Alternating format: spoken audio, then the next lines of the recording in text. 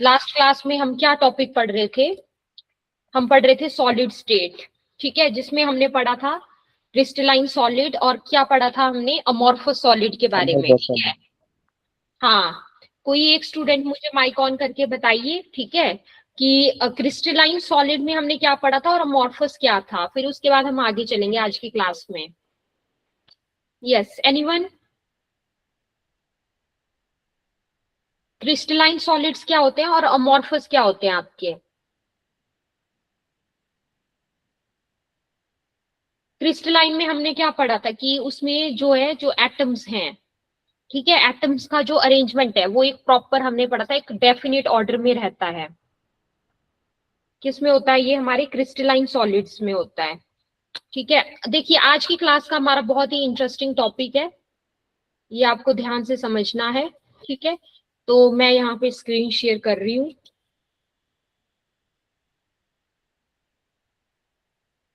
चलिए स्टार्ट करते हैं आज की क्लास का टॉपिक।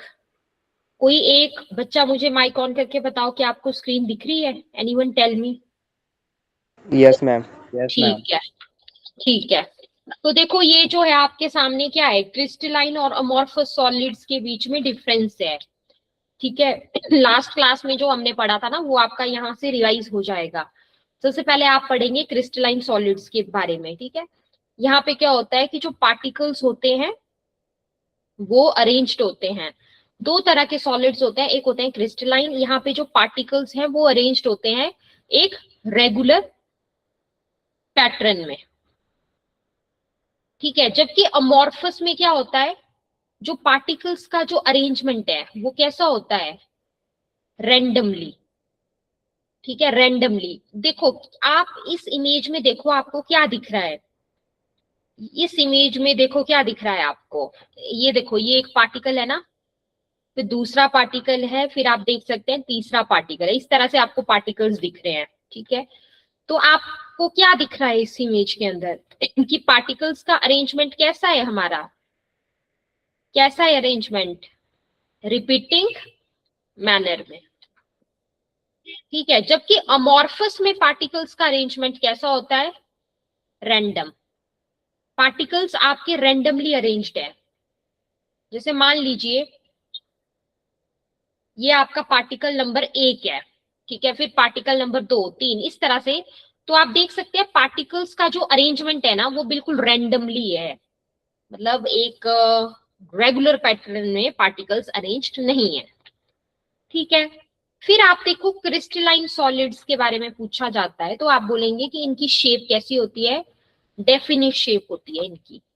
जबकि आपसे अगर पूछा जाता है अमॉर्फस में, तो अमॉर्फस में क्या डेफिनेट शेप होती है या नहीं होती है? नो। अच्छा, अगर आपसे पूछा जाए कि शार्प मेल्टिंग पॉइंट किसका होता है, तो आप बोलेंगे क्रिस्टलाइन सॉलिड्स का। जबकि अमॉर्फस सॉलिड्स के केस में अगर आप देखें, नो शार्प मेल्टिंग पॉइंट, ठीक है। एक मैं आपको ट्रिक देती हूँ याद रखने के लिए। आप याद कैसे रखेंगे? आप याद रखेंगे सीए से। टी से क्या बनेगा आपका, क्रिस्टलाइन।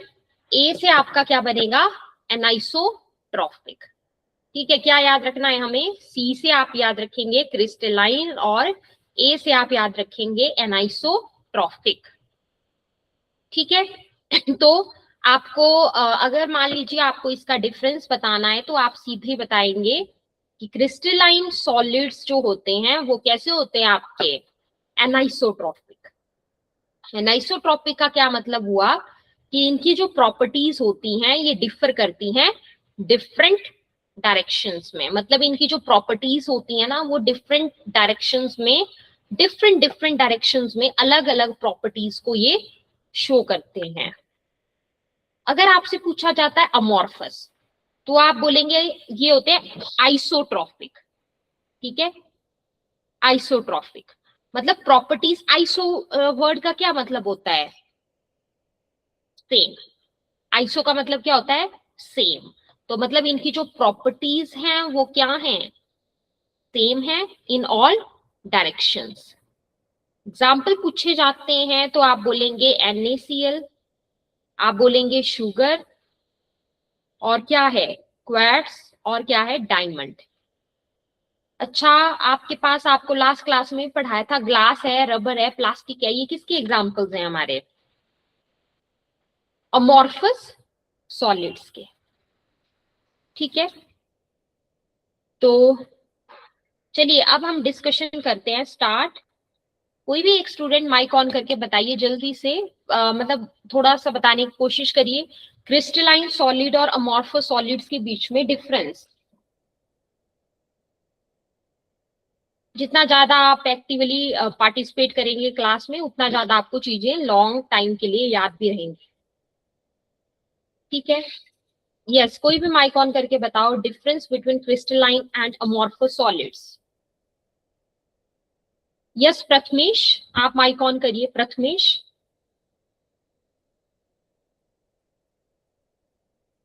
प्रथमेश, अभय, सचिन,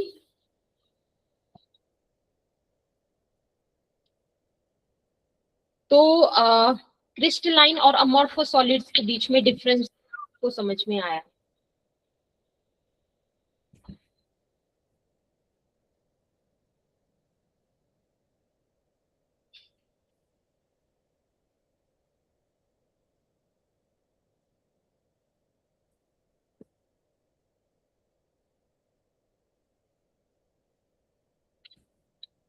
पहला पॉइंट क्या आ जाएगा आपका इसमें कि जो हमारे पास क्रिस्टलाइन सॉलिड्स हैं, क्रिस्टलाइन सॉलिड्स के केस में पार्टिकल्स का अरेंजमेंट कैसा होता है हमारा, क्रिस्टलाइन के केस में पार्टिकल रेगुलर।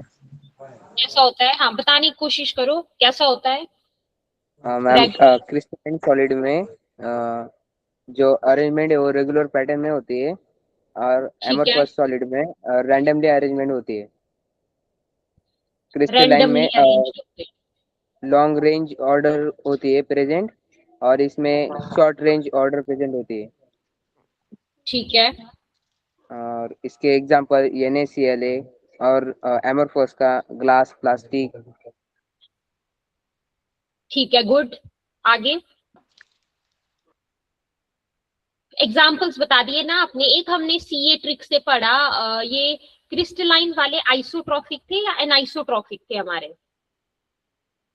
मैम क्रिस्टलाइन अन आइसोट्रॉपिक है, और एमरफस आइसोट्रॉपिक है। ठीक है, गुड। रबड़ किसका एग्जाम्पल था हमारा, क्रिस्टलाइन का था या अमॉर्फस का था एग्जाम्पल। अमोर्फस का था। ठीक है, राइट। और शार्प मेल्टिंग पॉइंट किसका था आपके, क्रिस्टलाइन या अमॉर्फस। शार्प क्रिस्टलाइन मेल्ट का है। क्रिस्टलाइन का, ठीक है, वहां पे क्या लिखेंगे, नो शार्प मेल्टिंग पॉइंट। ठीक है। अच्छा, डेफिनेट शेप किसकी थी हमारे, क्रिस्टलाइन की थी या अमॉर्फस की, डेफिनेट शेप। डेफिनेट शेप किसकी आ जाएगी आपके, क्रिस्टलाइन सॉलिड्स की, है ना। अमॉर्फस की क्या बोलेंगे आप, no definite shape, no definite shape. ठीक है, अब मैं आपको आज की क्लास में बताने वाली हूँ इंपॉर्टेंट पॉइंट टॉपिक जिसका नाम है हमारा, बहुत ही इंटरेस्टिंग टॉपिक है ये आपका, इसको आप ध्यान से देखेंगे स्लाइड में। तो इस टॉपिक का नाम है हमारा क्रिस्टल लैटिस। हेडिंग डालिए आप, क्या पढ़ने वाले हैं हम, क्रिस्टल लैटिस क्या होता है, क्रिस्टल लैटिस। और दूसरा इसके ही रिलेटेड है, इससे ही रिलेटेड है हमारा यूनिट सेल। तो पहले आ जाते हैं हम यहाँ पर, किस टॉपिक के ऊपर आ जाएंगे हम यहाँ पर, सबसे पहले क्रिस्टल लैटिस। क्रिस्टल लैटिस जो है वो क्या होता है, regular 3 dimensional arrangement of particles in space. ठीक है, क्रिस्टल लैटिस हमारे पास क्या होता है, regular 3D arrangement, 3 dimensional arrangement है किसका, पार्टिकल्स का। ठीक है, इसको क्या बोलते हैं हम, क्रिस्टल लैटिस। ठीक है, क्या है ये, 3 डायमेंशनल अरेंजमेंट किसका, पार्टिकल्स का। ठीक है, फिर आता है आपका, नेक्स्ट आता है हमारा यूनिट सेल। यूनिट सेल आपके पास क्या होता है, यूनिट सेल का मतलब होता है smallest repeating unit of a crystal lattice. Unit cell क्या होता है आपका? Smallest repeating unit of a crystal lattice. ठीक है, तो आपको समझ आया जो आपके पास क्रिस्टल लैटिस है वो क्या है? आप बोलेंगे ये है 3 डायमेंशनल अरेंजमेंट। किस चीज का? पार्टिकल्स का। ठीक है, मैं आपको 1 मिनट का टाइम दे रही हूँ, ये आप डेफिनेशन एक बार नोट डाउन कर लो, फिर हम आगे चल रहे हैं। ठीक है, फिर हम आगे प्रोसीड करेंगे। सभी स्टूडेंट्स एक बार इस डेफिनेशन को नोट कर लीजिए।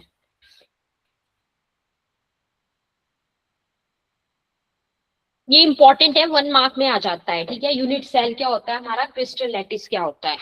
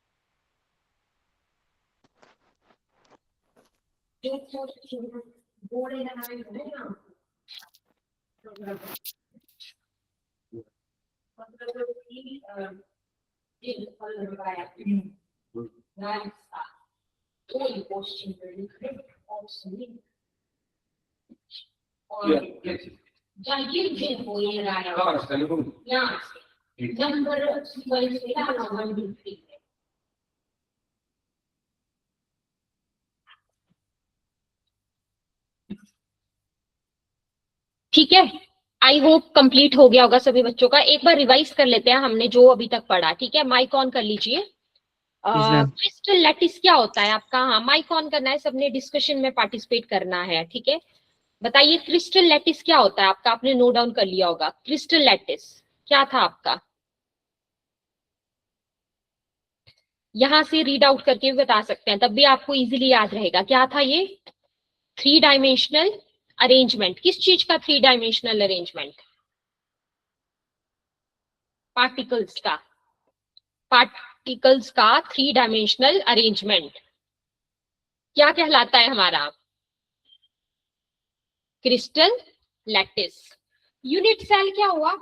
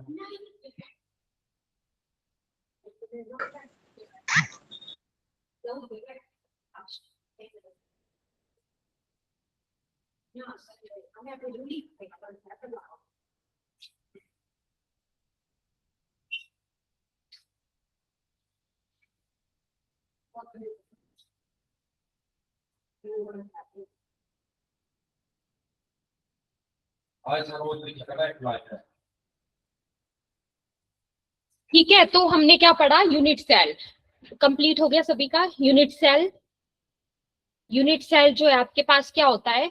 Regular 3 dimensional arrangement of particles in space. फिर आता है हमारा यूनिट सेल। यूनिट सेल क्या है? Smallest repeating unit of a crystal lattice. ये क्या हुआ आपका? Unit cell.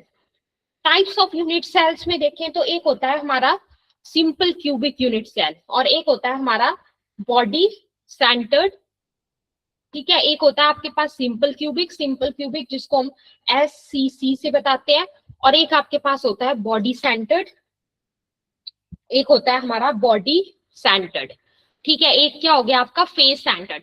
यहां तक क्लियर है सभी स्टूडेंट्स को? एक बार मुझे कंफर्म कर दो यस और नो। यस। ठीक है। यस ठीक मैम। है, तो आप थोड़ा सा एक्सप्लेन कर सकते हैं क्या? एक्सप्लेन करिए थोड़ा सा क्रिस्टल लैटिस के बारे में, क्या समझे आप क्रिस्टल लैटिस से? Three dimensional arrangement. Three D arrangement का क्या मतलब होता है हमारे? Three dimensional. ठीक है, थ्री डी अरेंजमेंट का क्या मतलब होता है? थ्री डायमेंशनल अरेंजमेंट किसका? पार्टिकल्स का इन स्पेस। ठीक है, हो गया। यूनिट सेल क्या हुआ हमारा? स्मॉलेस्ट रिपीटिंग यूनिट किसका? क्रिस्टल लैटिस का। जैसे आप देख सकते हैं ना ये का आपको यहाँ पे पार्टिकल्स का अरेंजमेंट बताया गया। देखो टाइप्स ऑफ यूनिट सेल की बात करें तो एक आपको याद रखना है एससी। एससी मतलब simple cubic unit cell. SC का क्या मतलब हुआ? Simple cubic unit cell. दूसरा होता है हमारा बॉडी सेंटर्ड वाला। दूसरा क्या आ गया आप लोगों का? बॉडी सेंटर्ड वाला। ठीक है, तीसरा जो है हमारे पास आ जाता है face centred cubic unit cell. Each unit cell is characterized by number of atoms. ये सारी टर्म्स हम पढ़ेंगे, अभी पढ़ेंगे हम। पहले हम थोड़ा सा यहाँ पे क्वेश्चन डिस्कशन भी कर लेते हैं साथ के साथ, है ना? क्यूज डिस्कशन इंपॉर्टेंट है हमारे लिए। क्रिस्टलाइन अमोर्फस के बारे में आपको पता लग गया। रिवाइज कर लो जल्दी से। आप क्या बताया आपको? पार्टिकल्स का अरेंजमेंट फिक्स्ड पैटर्न में। ठीक है, फिर आपको ये बताया सॉल्ट है, जैसे NaCl है आपका, शुगर है, डायमंड है, किसके एग्जांपल्स हैं ये सारे? क्रिस्टलाइन सॉलिड्स के। ठीक है, प्रॉपर्टीज क्रिस्टलाइन सॉलिड्स की क्या होती है? डेफिनेट शेप, और क्या होता है इनका? Sharp melting point. Sharp melting point. Amorphous solids के केस में पार्टिकल्स कैसे अरेंज्ड होते हैं आपके? रेंडमली। एग्जाम्पल क्या आते हैं इसके? ग्लास हो गया, क्या पढ़ाया आपको? प्लास्टिक पढ़ाया, रबर पढ़ाया आपको। ठीक है, फिक्स्ड अरेंजमेंट नहीं है, शार्प मेल्टिंग पॉइंट नहीं है, इजी। ये आपके सामने एक डिफरेंस उसमें। रेगुलर अरेंजमेंट यहाँ पे रैंडम, यहाँ पे शार्प मेल्टिंग पॉइंट, यहाँ पे no sharp melting point. Crystal lattice क्या होता है? रेगुलर अरेंजमेंट पार्टिकल्स का in three dimensional space. In three dimensional space. ठीक है, ये हमारे पास क्या होता है? क्रिस्टल लैटिस रेगुलर अरेंजमेंट किसके? पार्टिकल्स की। कहां पर? In three dimensional space, three D space. इसको बोला जाता है crystal lattice.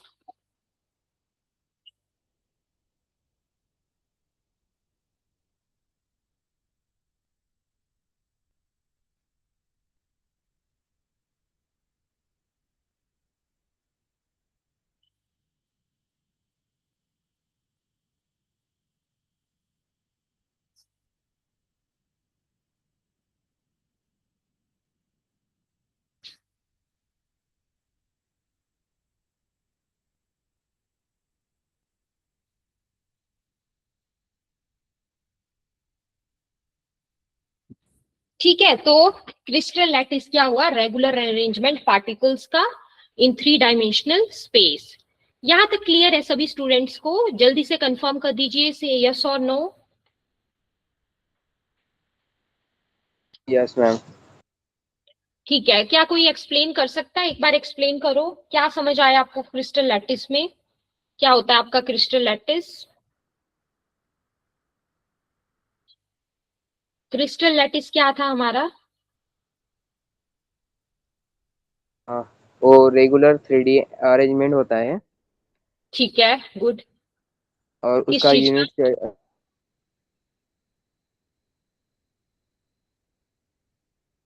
Smallest repeating unit of होता है।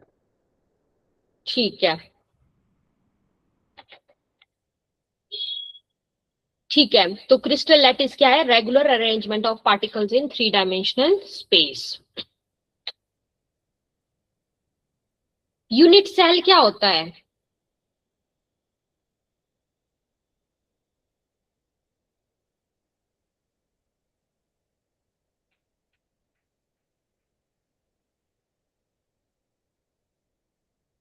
यूनिट सेल क्या होता है हमारा? स्मॉलेस्ट रिपीटिंग यूनिट किसका? क्रिस्टल लैटिस का।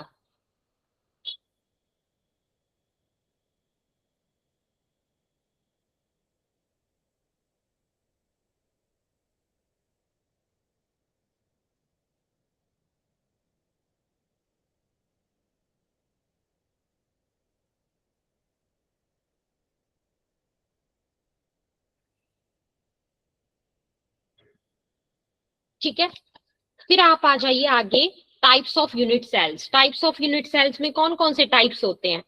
देखो, जो आपको सबसे पहले पढ़ाया था, सबसे पहले आप लोगों को क्या पढ़ाया यहाँ पे टाइप्स ऑफ यूनिट सेल में? आपने देखा simple cubic unit cell. Simple cubic के केस में क्या होता है ना कि जो एटम्स हैं वो सिर्फ कॉर्नर्स पे ही होंगे। एटम्स जो है वो सिर्फ कहाँ पर होंगे? कॉर्नर्स के ऊपर। उसको क्या बोलते हैं? Simple cubic. मतलब टोटल एटम यहाँ पर एक ही होता है, मतलब एटम्स जो है वो सिर्फ कॉर्नर्स के ऊपर ही होंगे। कौन सा यूनिट सेल होगा वो? Simple cubic. ठीक है, बॉडी सेंटर्ड में क्या होता है ना, याद रखिएगा, आपकी एटम जो है वो कॉर्नर्स के ऊपर है प्लस एक एटम सेंटर में है। एटम्स जो है, जैसे देखो ये है ना, जैसे ये है हमारे पास, मैं आपको एक इमेज दिखाती हूँ। यहाँ पे क्या होगा ना, पार्टिकल जो है वो कॉर्नर्स पे होंगे, इस तरह से कॉर्नर्स पे ही है सिर्फ पार्टिकल्स आपके। ठीक है, सिर्फ पार्टिकल्स जो है वो कहां पर हैं? कॉर्नर्स के ऊपर हैं। ये देख सकते हैं आप, पार्टिकल्स कॉर्नर्स के ऊपर हैं।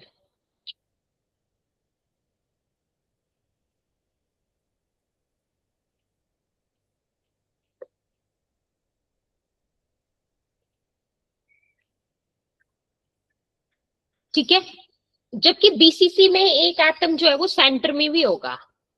बीसीसी में एक एटम जो है वो सेंटर में भी होता है। ठीक है, तो टोटल एटम्स बीसीसी के केस में कितने होते हैं हमारे? 2। कितने एटम्स होते हैं टोटल? 2 एटम्स होते हैं। ठीक है, याद रखना, यहां पर क्या होता है, एक होता है आपका फेस सेंटर्ड। पूछे जाता है कि फेस सेंटर्ड यूनिट सेल के केस में कितने एटम्स होते हैं? तो 4 होते हैं। यहाँ पर कितने होते हैं? 4 होते हैं। अब मैं आपको ना ये देखो एक इजी ट्रिक से लर्न करवा देती हूँ जल्दी से। यूनिट सेल में आपको क्या क्या याद रखना है इजी वे में? एक आप याद रखेंगे सिंपल क्यूबिक यूनिट सेल। दूसरा आप क्या याद रखेंगे? Body centred.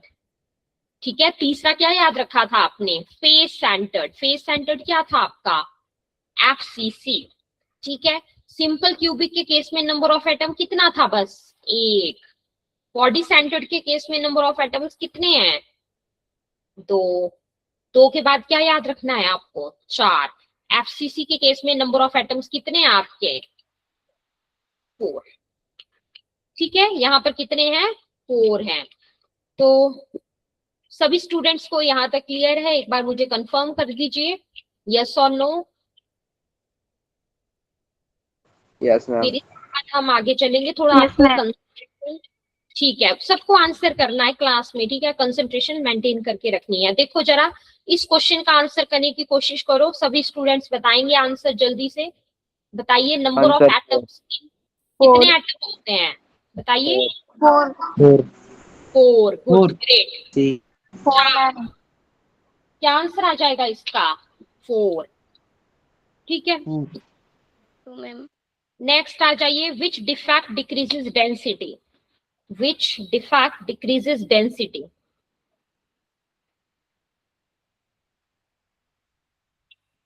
कौन सा इफेक्ट है जो आपका डेंसिटी को डिक्रीज करता है?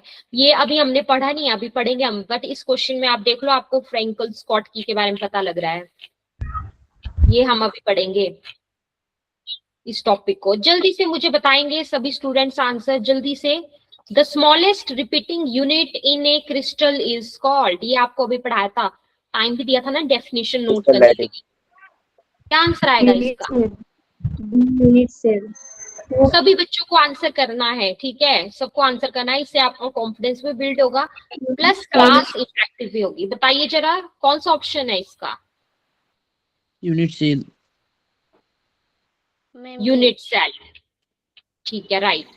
क्रिस्टल लैटिस की ना जो रिपीटिंग यूनिट है, मतलब मैं क्या बोल रही हूँ ना कि एक क्रिस्टल लैटिस है वो कैसे बनेगा हमारा, कैसे बनेगा क्रिस्टल लैटिस? रिपीटिंग में क्या यूनिट्स होंगी? जैसे मान लो एक हमारे पास है यूनिट सेल, दूसरा यूनिट सेल है, तीसरा यूनिट सेल है, तो ये मिलके क्या बनाते हैं हमारे, क्या बनाते हैं ये मिलके? ये सारे मिलके बनाते हैं क्रिस्टल लैटिस ना, इसीलिए।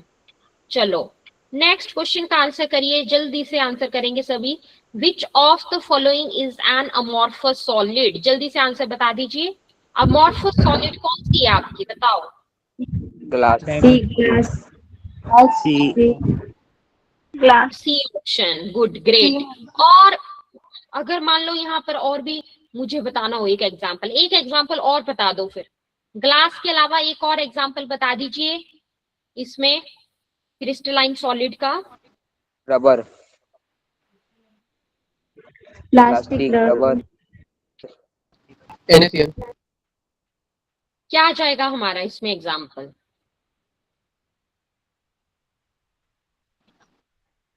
क्रिस्टलाइन का ठीक है, NaCl आएगा।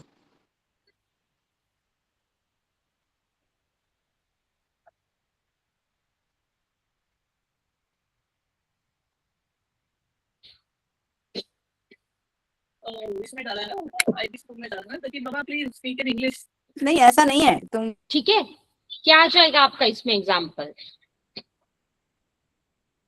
रबर आया मैम। हाँ, रबड़ आ जाएगा अदर एग्जांपल। ओके, रबड़ एग्जांपल आ जाएगा, गुड। ठीक है, चलिए आगे, चलिए आगे आंसर बताएंगे जल्दी से। Number of atoms present in A, आपने पढ़े ना अलग अलग टाइप्स यूनिट सेल के, तो बताइए जरा। Ma'am one. सभी One. स्टूडेंट आंसर करेंगे, सबको आंसर करना है क्लास में एक्टिवली। वन। जल्दी से बताइए, number of atoms present in simple cubic unit cell. Yes, one. कितने होते हैं? वन। एक एटम होता है। वन। ठीक है, गुड, ग्रेट। चलिए आगे बताइए, number of atoms in BCC structure. BCC में number of atoms two. Standard में कितने होते हैं? 2 होते हैं। ठीक है, नंबर ऑफ एटम्स बीसीसी के केस में कितने होते हैं? 2 होते हैं। ठीक है, गुड।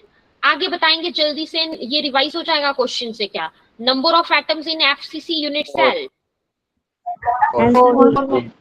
याद कैसे रखना है हमें? 1 2 4। सिंपल क्यूबिक, बॉडी सेंटर्ड, फिर फेस सेंटर्ड। ठीक है, 4 आंसर आ जाएगा, ग्रेट। ठीक है, यहां तक सबको क्लियर है? एक बार मुझे बताओ। Yes ma'am. ठीक है, ग्रेट।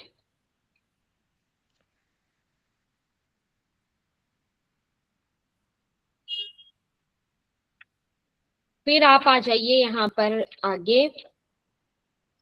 इस तरह से आपको ध्यान से समझते चलना है ना, तभी आप जो क्यूज के जो क्वेश्चंस हैं उनके आंसर भी दे पाएंगे अच्छे से। ठीक है, अब मैं आपको यहाँ पे बताती हूँ आगे कोऑर्डिनेशन नंबर। अगला जो टॉपिक हमें पढ़ना है यहाँ पर, वो हम क्या समझेंगे, वो हम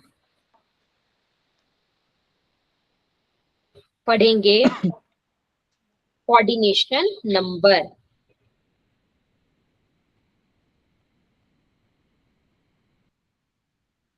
कोऑर्डिनेशन नंबर सबसे पहले देखते हैं हम यहाँ पर सिंपल क्यूबिक, फिर देखेंगे हम बॉडी सेंटर्ड, फिर हम देखेंगे एफसीसी, फिर इसके बाद हम क्या देखेंगे? एफसीसी। तो चलिए आप आ जाइए सबसे पहले कोऑर्डिनेशन नंबर। मैं आपको ना सबसे पहले इजी वे में बताऊंगी यहाँ पर आपको कि आपका कोऑर्डिनेशन नंबर क्या होगा।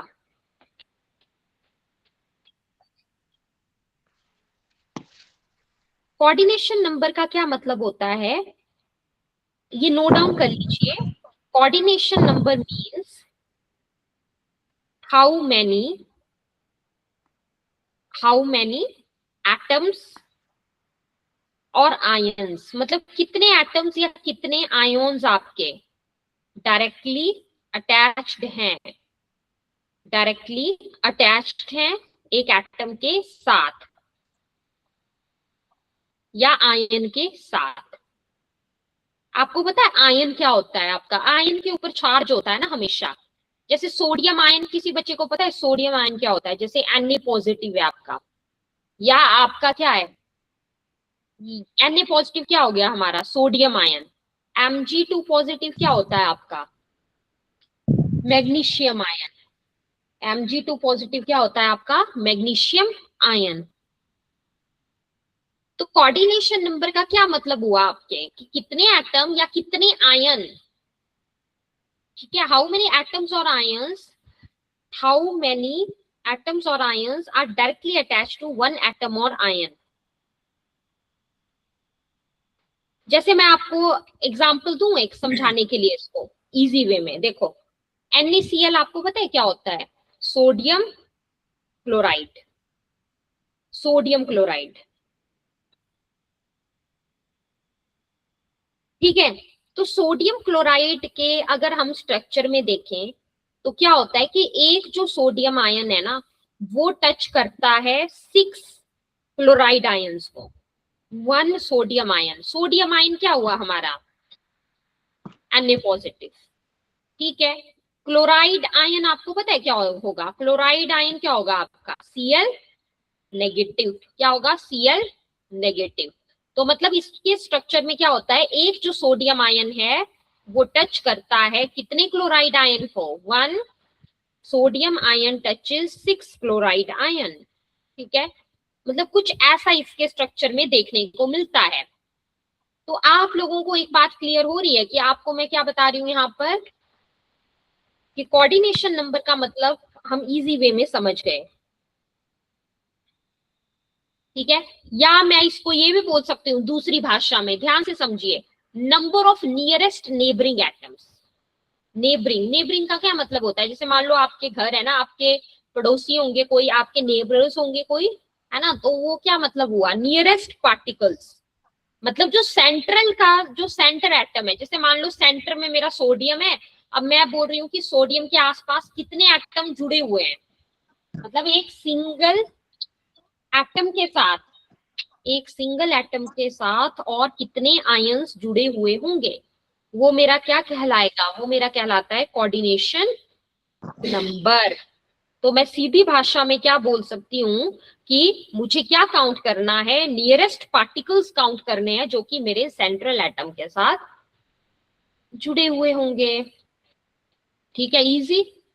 सेंट्रल एटम के साथ, जैसे मान लो ये मेरे पास ना ये पेन, मान लो ये एक सेंट्रल एटम है, ठीक है। इसके साथ मान लो मैं जोड़ देती हूँ और चीजें, ये जोड़ दिया मैंने इसके साथ, एक ये जोड़ दिया मैंने, ठीक है, एक मैं इसके साथ और एटम जोड़ देती हूँ। तो मतलब सेंट्रल एटम के साथ कितने जो है जुड़े हुए हैं उसको हम क्या बोलेंगे? उसको हम बोलेंगे, क्या बोलेंगे? Coordination number. अब मुझे कोई एक स्टूडेंट माइक ऑन करके जल्दी से बताइए, सभी लोग बताओ जल्दी से कि सिंपल क्यूबिक BCC FCC में आपने जो पढ़ा ना नंबर ऑफ एटम, क्या पढ़ा आपने इसमें जिसके आपने क्वेश्चन भी पढ़े? नंबर ऑफ एटम्स कितने कितने पढ़े आपने इसमें? 1 2 और 4, यही सीक्वेंस था क्या? 1 2 और 4। अब मुझे यहाँ पे लर्न करना है कोऑर्डिनेशन नंबर का सीक्वेंस। मैं कोऑर्डिनेशन नंबर को आसानी से समझ गई कि एक एटम के साथ नियरेस्ट में कितने पार्टिकल्स हैं, ठीक है, या सीधी भाषा में बोलूं कि कितने एटम या आयन डायरेक्टली एक एटम के साथ जुड़े हुए हैं, ठीक है। क्वेश्चन पूछा जाता है कि सिंपल क्यूबिक में कोऑर्डिनेशन नंबर कितना होता है, तो आप क्या आंसर लगाएंगे? 6। क्या आंसर लगाएंगे?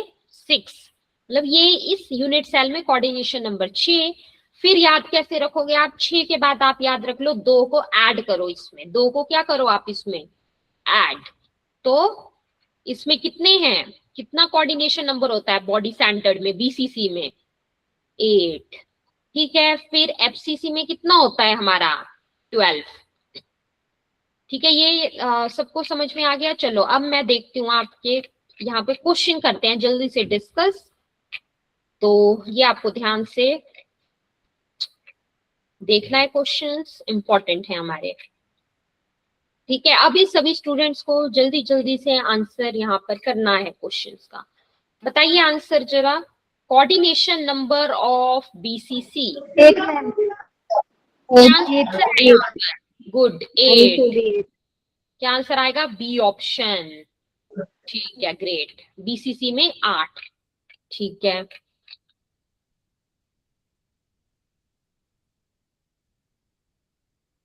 इस क्वेश्चन का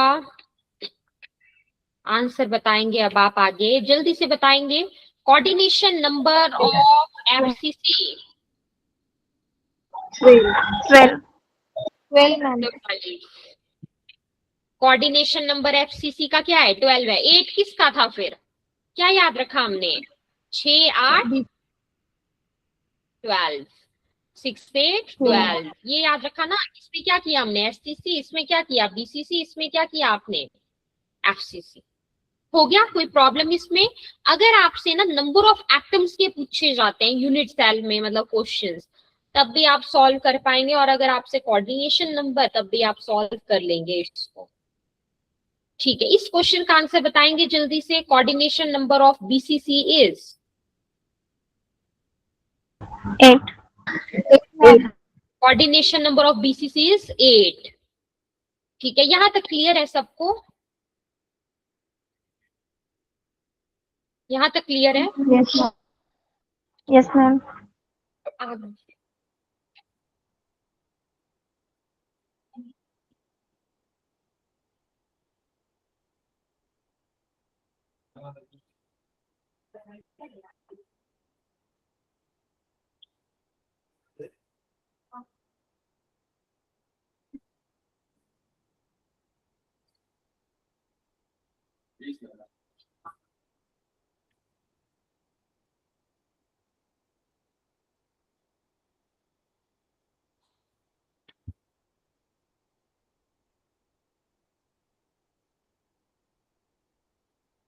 ठीक है, तो यहां तक कंप्लीट है। यहां तक कोई डाउट किसी को?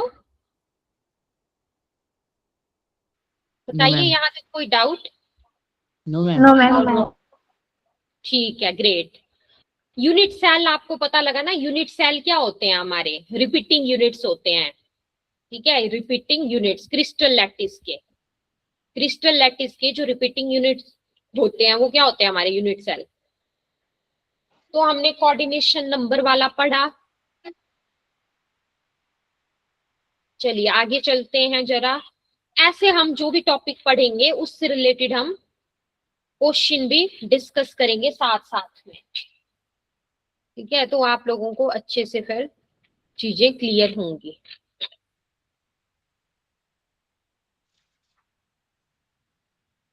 नेक्स्ट आओ। आपको पता है पैकिंग एफिशिएंसी क्या होती है हमारी? पैकिंग एफिशिएंसी क्या होती है? पैकिंग एफिशिएंसी, अगर मान लो आप लोग पैकिंग कर रहे हो अपना सामान, तो आप मतलब कोई बैग ऐसा होता है ना जिसके अंदर ज्यादा कैपेसिटी होती है। जैसे आपको अगर सामान पैक करना है अपना, तो कुछ सामान ऐसा होगा जो कि मतलब कोई बैग ऐसे होंगे जिसकी ज्यादा कैपेसिटी है, कोई बैग ऐसे होंगे जिसका कम कैपेसिटी है। ठीक है, तो सबसे पहले मैं आपके पास आ जाती हूँ यहाँ पे इसकी डेफिनेशन के ऊपर। मतलब इसका बोलने का मतलब क्या हुआ कि ये है space occupied by the particles. तो मतलब पैकिंग एफिशिएंसी की सिंपल भाषा में आप डेफिनेशन कैसे बताएंगे? देखो, सबसे पहली बात, ये परसेंटेज में होगा आपका। ठीक है, कैसे होगा ये? परसेंटेज में। तो आप क्या बोलेंगे? It is the percentage of total space. ठीक है, परसेंटेज किसकी? टोटल स्पेस की, जो कि ऑक्युपाई किया किसने? पार्टिकल्स ने। Occupied by particles in A crystal lattice, है ना? जो किसने ऑक्युपाई किया? पार्टिकल्स ने। समझ आया सभी स्टूडेंट्स को? जल्दी से बताओ मुझे पैकिंग एफिशिएंसी का मतलब। आप लोगों को अभी ये पता लग गया था क्रिस्टल लैटिस क्या होता है? तो पैकिंग एफिशिएंसी का क्या मतलब हुआ? अब जैसे मैं आपको एग्जांपल दे रही हूँ, जैसे कोई बैग होगा उसके अंदर स्पेस ज्यादा है, कोई बैग है जिसके अंदर स्पेस कम है, ठीक है, तो ये क्या हुआ आपका परसेंटेज हुआ टोटल स्पेस का, ठीक है, percentage of the total space. जो मतलब अब देखो मान लो क्रिस्टल लैटिस है ना, उसके अंदर जो पार्टिकल्स हैं, पार्टिकल्स ने कितना स्पेस घेरा उसके अंदर, अब वो परसेंटेज ना, अब वो परसेंटेज हमें देखनी है, फिर हम इसके क्वेश्चंस देखेंगे अच्छे से, ठीक है। वैसे ही देखोगे आप इसमें, जैसे आप लोगों ने अभी क्या पढ़ा बताओ, नंबर ऑफ एटम्स, फिर क्या लर्न किया आपने, कोऑर्डिनेशन नंबर, फिर आपने क्या पढ़ा, फिर क्या पढ़ोगे आप, पैकिंग एफिशिएंसी, ठीक है।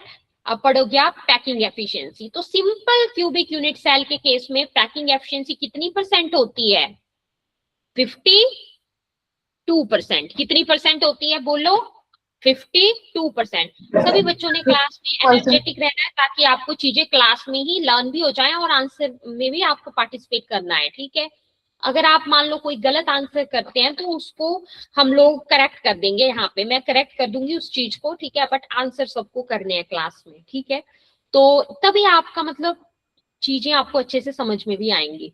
तो बताओ सिंपल क्यूबिक यूनिट सेल के केस में पैकिंग एफिशिएंसी कितनी परसेंट होती है, 52। 52।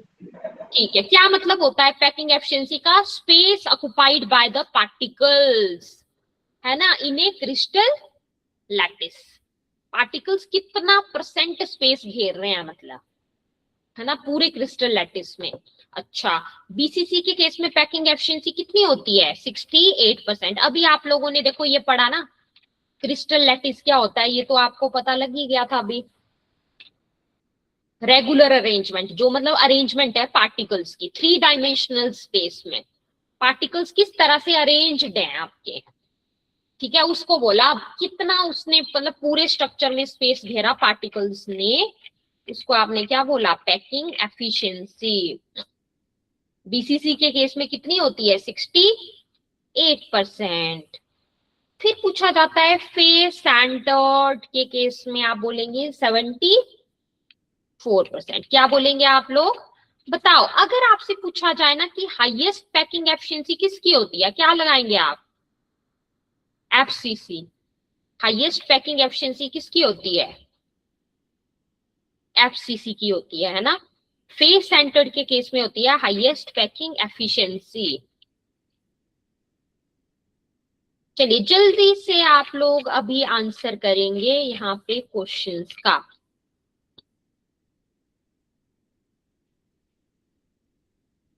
जल्दी से आंसर करेंगे सभी बच्चे, माइक ऑन करके रखो सभी पहले से, ताकि जैसे ही आपके सामने आए क्वेश्चंस आप जल्दी जल्दी से आंसर बता पाए।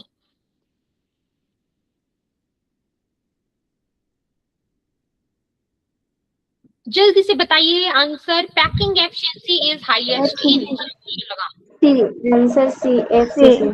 सी मैम, एफसीसी। ठीक, सभी बच्चों को आंसर करना है, जल्दी से बताओ क्या आंसर लगाऊं, सी। सी लगा दूं, ठीक है क्या, चलो अच्छी बात है, सी ही आंसर होगा इसका।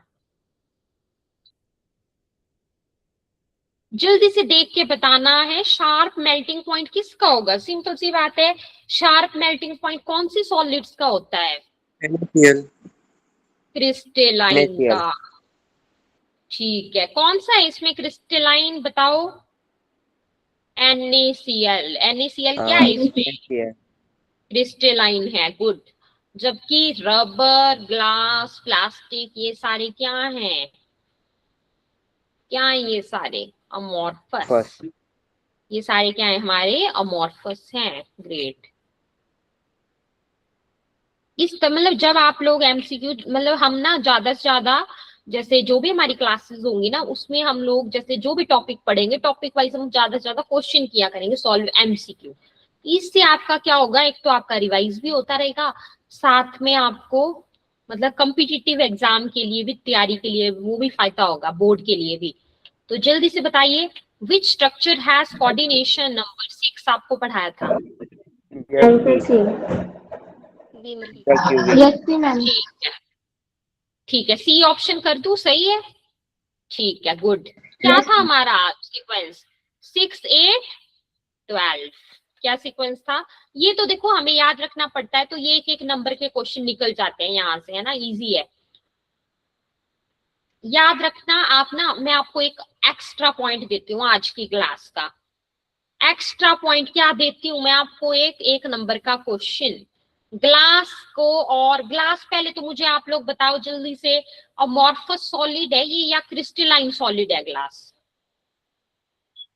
amorphous solid. Good, great, amorphous है ना। ठीक है, आप लोग मुझे बताइएगा जल्दी से कि ग्लास को हम क्या बोलते हैं, और क्या बोलते हैं, नोट करो क्या बोलते हो आप? और Supercooled सुपर liquid. लिक्विड क्या बोलते हैं? Supercooled liquid. ग्लास Supercooled को सुपर कोल्ड लिक्विड बोलते हैं। ठीक है, कंप्लीट।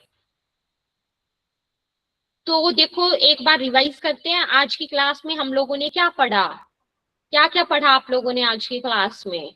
मैं आपको ना एक माइंड मैप भी दूंगी आज की क्लास का, मतलब जो जो हमने पढ़ा, क्रिस्टल लैटिस क्या होता है, यूनिट सेल क्या होता है, ठीक है, रिवाइज किया हमने ये क्रिस्टलाइन अमॉर्फस, उसके एग्जांपल्स और क्वेश्चंस। तो हमने आज की क्लास में जो भी पढ़ा सभी बच्चों को क्लियर हो गया? जल्दी से कंफर्म कर दो एक बार, कंफर्म कर दीजिए जल्दी से, यस और no. Yes, Yes, ma'am. yes, ma'am. Yes, ma'am. Great. सभी बच्चों को रिवाइज करते रहना है मैम। साथ साथ में, ठीक है, तो तभी आपके जो स्कोर है वो भी इम्प्रूव होगा। चलिए आज के लिए इतना ही। Okay, bye bye, good night, good night, Good night, ma'am. Good night, Good night, ma'am. Good night, good night, bye. Okay, you too. Ma'am next class कब होगी ma'am? Hello ma'am. Hello, yes yes, पूछिए Abhay. Ma'am next class कब होगी? Next class रुको अभी बताते हैं। Hello ma'am,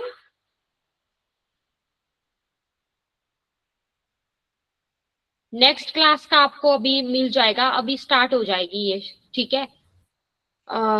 बाकी आपको मैम जुड़े हुए हैं इसमें, वो बता देंगे। हाँ अंचल मैम, कुछ बोला आपने? हाँ, ये बच्चा पूछ रहा है अभय की नेक्स्ट क्लास कब होगी इनकी। नेक्स्ट क्लास अभी होगी, फिजिक्स की क्लास होगी आपकी 8:30। अच्छा 8:30 स्टार्ट हो जाएगी आपकी ना, आप ब्रेक ले लो 2-3 मिनट का, फिर स्टार्ट हो जाएगी, ठीक है। Okay, bye bye. Yes ma'am. Ma'am bye. Recording stop कर दीजिएगा। ओके।